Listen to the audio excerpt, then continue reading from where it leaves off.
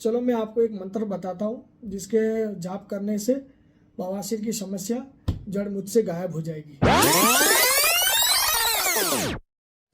हम इस राज्य के स्वास्थ्य मंत्री हैं सर। बवासीर कैसा है आपका? हाँ, टट्टी में थोड़ा सा लेटरिन के साथ खून आया था। एक नया जड़ी बूटी आया है पहाड़ से, कहो तो भिजवा दें, एकदम ठंडा हो जाओ। ये क्या औषधियाँ लेना और ऑपरेशन करवाना। चलो मैं आपको एक मंत्र बताता हूँ जिसके जाप करने से बवासीर की समस्या जड़ मुझसे गायब हो जाएगी। क्या बात कर रहे हैं? ईशम ईशो ईशाम कंकर को न करो ललिशाम, आठों अक्षर जो नित जोए, मूल बवासीर होए न होए। गुदा धोते समय इस मंत्र को मन ही मन गुनगुनाया जाए, श्रद्धा विश्वास पूर्वक कुछ दिन।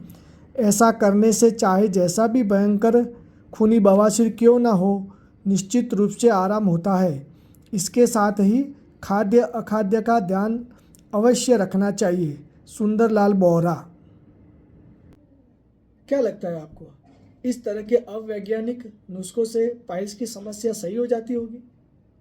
कहीं पे मंदिर पे जाके पत्थर पे स्लाइडिंग कर रहे हैं, तो कहीं आश्रम में जाके बवासीर मिटाने के लिए चाय पी रहे हैं, तो कोई गाय देहात में जाके गर्म पानी में बिठा के मस्से गिरवा रहे हैं। इस तरह से पाइल्स की समस्या सही हो जाती होगी? नहीं होती है। कैसा लगा मेरा मजाक? बवासीर ब्लीडिंग पाइल्स का एक पेशेंट है, जब हमारे पास आया तब इसका हीमोग्लोबिन 7.8 था। फिर उसको 3 खून की बोतल चढ़वाई गई। जब उसका हीमोग्लोबिन 11.8 हुआ तब उसका ऑपरेशन किया गया और उसके बाद से उसका हीमोग्लोबिन स्टेबल है। एक और पेशेंट ब्लीडिंग पाइल्स वाला था जिसका हीमोग्लोबिन 5 था। फिर उसको खून की बोतल चढ़ाई गई। उसके बाद जब इसका हीमोग्लोबिन 9.4 हुआ तब जाके उसकी प्रोसीजर की गई और आज उसका हीमोग्लोबिन स्टेबल है। हफ्ते भर पहले एक पेशेंट आया था जिसने कहीं तो मंदिर में जाके एक अंगूठी पहनी थी और वहाँ उसको बोला होगा कि उससे तुम्हारी ब्लीडिंग की समस्या बंद हो जाएगी, पर ऐसा हुआ नहीं। उसका हीमोग्लोबिन 7 हो गया। उसके बाद उसको दवाई दी गई और ब्लीडिंग स्टॉप हो गया है, पर पेशेंट ब्लड ट्रांसफ्यूजन के लिए तैयार नहीं है। इसलिए दवाइयों से जब उसका हीमोग्लोबिन 10 के करीब पहुँच जाएगा तब उसका ऑपरेशन किया जाएगा।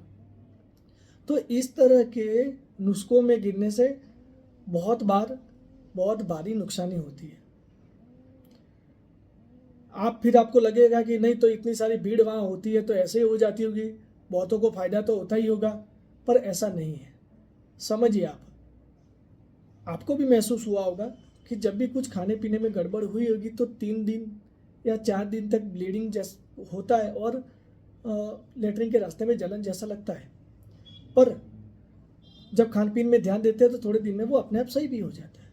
और इसी तरह से किसी के बोलने से कहीं पे जाके कुछ नुस्खा अपनाया हो और वो सही होने वाला ही हो और वो सही हो जाता है। अब वो आदमी आगे 10 जनों को बताता है, 10 जने उसके आगे भी और 10 जनों को बताता है। जब 2 महीने बाद 6 महीने बाद उसको वही समस्या वापस हो जाती है तो जिनको उन्होंने बताया है या उसने जिसको बताया वो वापस जाके वहाँ वापस तो जाके बताता नहीं है कि मुझे ठीक नहीं हुआ, ये नुस्खे सही नहीं थे, गलत थे। बस ऐसे ही वो बातें आगे से आगे ट्रांसफ़र होती जाती है और वहाँ पे पैसे भी नहीं लेते हैं, तो ऐसे भी वहाँ पे भीड़ बढ़ती जाती है। पर इस तरह से बवासीर की समस्या या कोई भी समस्या हल नहीं होती है।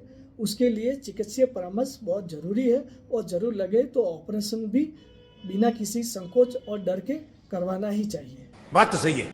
धन्यवाद।